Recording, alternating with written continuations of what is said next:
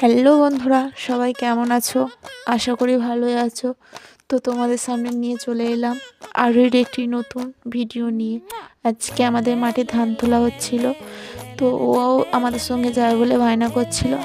আমি বললাম চল তোকে নিয়ে যাই। ও দেখো বন্ধুরা, ধান তুলবে বলে মাথায় কিভাবে গামছা পরে রেডি হয়ে গেছে। তো প্রথমে আমি ওকে একটি ধানের আঁটি মাথায় তুলে দিলাম, দেখি কত দূর নিয়ে যেতে পারে।